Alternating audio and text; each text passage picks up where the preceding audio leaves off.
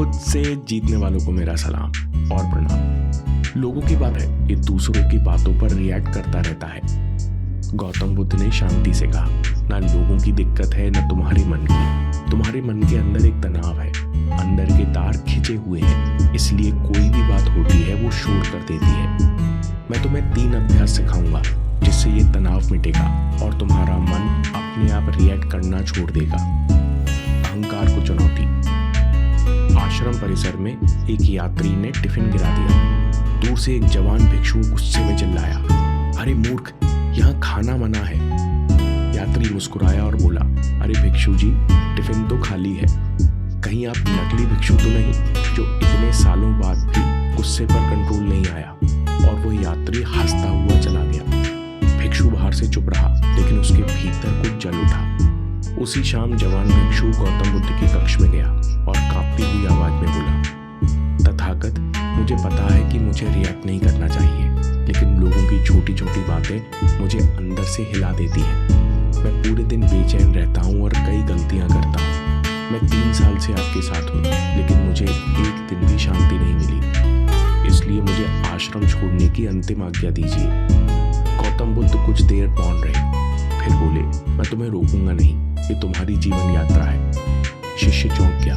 गौतम बुद्ध आगे बोले, लेकिन जाने से पहले मुझे एक बात बताओ, क्या ये दर्द नया है? जो भावनाएं तुम अभी महसूस कर रहे हो, क्या यही भावनाएं तुम्हें आश्रम आने से पहले भी कभी महसूस हुई हैं? शिष्य ठिठक गया। सवाल नया था, इस नजरिए से तो उसने कभी सोचा ही नहीं। शिष्य ने आंखें बंद की और यादें उभरने लगी। बचपन में जब घर में हंसी मजाक में कुछ कह देते, स्कूल में जब दोस्त कुछ मजाक उड़ा देते, तब भी यही बेचैनी और यही घुटन महसूस होती। शिष्य ने आंखें खोली। हाँ तथागत, आश्रम से पहले भी मैं ऐसा ही था। गौतम बुद्ध हल्के से मुस्कुराए। अब तुमने नब्ज पकड़ ली। तुम्हारी परेशानी ना आश्रम है न लोग। तुम्हारी परेशानी तुम्हारा मन भी नहीं है। तुम्हारे अंतर मन में कुछ तार खिंचे हुए हैं। तुम इस तनाव को दूर कर लो तो किसी तरह की बात या कोई घटना तुम्हारे अंदर रिएक्शन का शोर पैदा नहीं कर पाएगी। कमरे में मौन था। शिष्य की आंखों में आंसू थे। उसने पूछा, तथागत, मैं बाहर कैसे निकलूं? गौतम बुद्ध बोले, अगर तुम सच में चाहो तो मात्र 5 दिनों के अंदर अपने मन की दशा बदल सकते हो। मैं तुम्हें एक एक करके लेसन सिखाऊंगा। तुम्हें बस ईमानदारी से अभ्यास करना होगा। पहला अभ्यास जो तुम्हें आज सिखा रहा हूँ वो है उपेक्षा, यानी रेडिकल अवेयरनेस। आज से दिन में कई बार इसकी प्रैक्टिस करना है। गहरी सांस लो और छोड़ते समय बस इतना कहो, होने दो। ऐसी भावना रखो कि जो भी तुम्हारे सामने हो रहा है, जो भी घट रहा है, ये तुम्हारी इच्छा से ही हो रहा है। ऐसा करने से तुम उन चीजों को छोड़ना सीखोगे जो तुम्हारे कंट्रोल में नहीं है। भिक्षु ने पूरी ईमानदारी से अभ्यास शुरू किया। वो गहरी सांस लेता, फिर छोड़ते हुए मन में कहता, होने दो। पहली बार कुछ नहीं हुआ, फिर पुराने विचार आए, थोड़ी उदासी भी छाई, लेकिन उसने फिर गहरी सांस छोड़ी और कहा, होने दो। जैसे ही रेजिस्टेंस कम हुई, उदासी, बुरे विचार खिली धूप में कोहरे की तरह छटने लगी। पर यह शांति ज्यादा देर कायम न रही। अगले दिन भिक्षु का टेस्ट था। अचानक धोखा। उसके 3 दोस्त उसे छोड़कर घूमने चले गए। जैसे ही भिक्षु को यह बात पता चली, मन में बैठी पुरानी बातें एकदम से बाहर आ गई। मैं बहुत बोरिंग इंसान हूँ, मैं बहुत नेगेटिव हूँ, इसलिए अकेला रह जाता हूँ। और तभी आदतन उसने गहरी सांस ली और बोला, होने दो।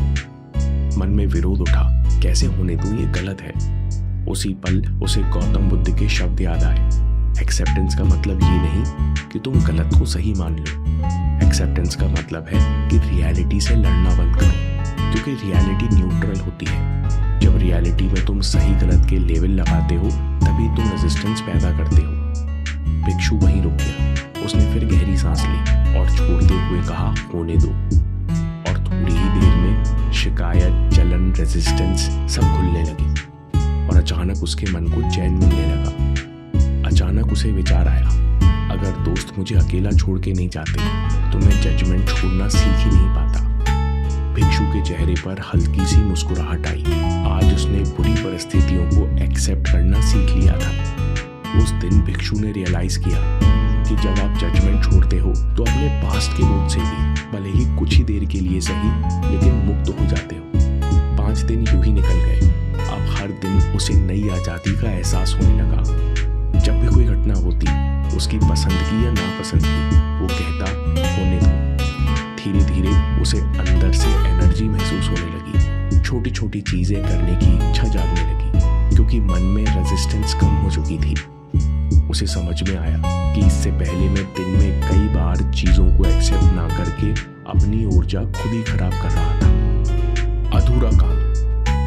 एक दिन भिक्षु लेट उठा और जैसे ही उसके अंदर चिंता और हड़बड़ी पैदा होने लगी, उसने गहरी सांस ली और बोला, होने दो। भिक्षु इतना रिलैक्स हुआ कि क्लास ही नहीं गया। दूसरे दिन भी ऐसे ही हुआ। गौतम बुद्ध ने बुलाया, तुम 2 दिन से कहाँ थे? भिक्षु ने मासूमियत से कहा, 2 दिन से नींद देर से खुल रही थी तो मैंने कोई चिंता नहीं की। गौतम बुद्ध मुस्कुराए, फिर गंभीर होकर बोले, तुम्हें अब समझ आ रहा है, होने दो अधूरी सीख है। मैं चाहता था कि ये गलती तुम स्वयं महसूस करो। जीवन में हम सिर्फ होने दो नहीं कह सकते। तथागत ने कहा, एक्सेप्टेंस अधूरा है अगर उसके बाद प्रेजेंट एक्शन ना आए। गौतम बुद्ध ने कहा, चीजों को एक्सेप्ट करने के बाद प्रेजेंट में लौटो और कर्म करो। अब से तुम्हारा मंत्र होगा, होने दो, अब मैं काम करता हूँ। गौतम बुद्ध ने कहा, मान लो तुम लेट उठे और गलती हो गई तो सबसे पहले कहो होने दो, फिर तुरंत जोड़ो, अब मैं क्लास जाता हूँ और लेट होने की माफी मांगता हूँ। गौतम बुद्ध ने कहा, दूसरों के लिए धैर्य और अपने लिए जिम्मेदारी। दूसरों से गलती हो जाती है तो होने दो, लेकिन अपने लिए हाई स्टैंडर्ड बनाओ क्योंकि तुम प्रेजेंट में आकर एक्शन ले सकते हो। भिक्षु ने नई ईमानदारी से यही काम शुरू किया। अब वो कहता, होने दो, अब मैं यह करूंगा। उसने पाया कि प्रेजेंट मोमेंट में एक्शन लेने से उसकी आदतें सुधरने लगी। अब वो और डिसिप्लिन्ड हो गया और अपने बारे में अच्छा महसूस करने लगा।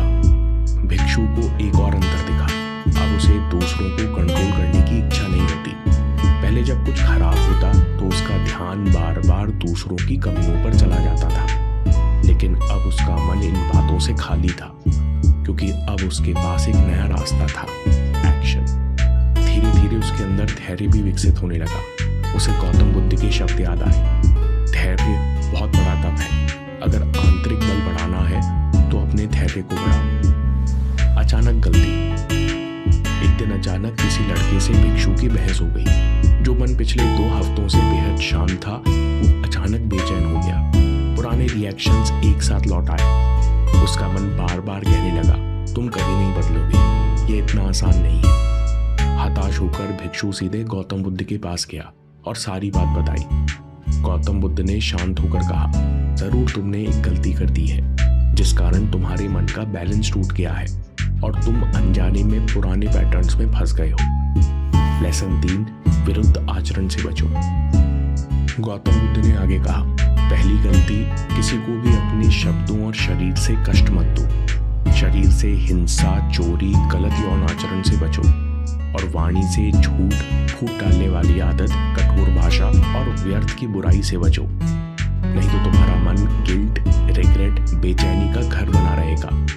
भिक्षु एकदम चुप हो गया। उसे याद आया कि 2 दिन पहले उसने किसी के बारे में कुछ गलत बोल दिया था। उसके बाद ही उसका मन धीरे धीरे बेचैन होने लगा और उसी बेचैनी में वो एक्सेप्टेंस की प्रैक्टिस भूल गया, जिसके बाद भिक्षु सतर्क हो गया और कुछ ही दिनों में उसके अंदर गहरी शांति उतरने लगी। अब वो इतना हल्का रहने लगा कि दूसरों की बातें उसे परेशान करना बंद कर दी। उसे रियलाइज हुआ कि छोटी छोटी गलतियां करके मैं खुद को ही नेगेटिव बनाता रहा। उसे समझ में आया कि जिस इंसान के पास सेल्फ कंट्रोल होता है तो उसे दूसरों को कंट्रोल करने की, कमी निकालने की या सुधारने की इच्छा नहीं होती।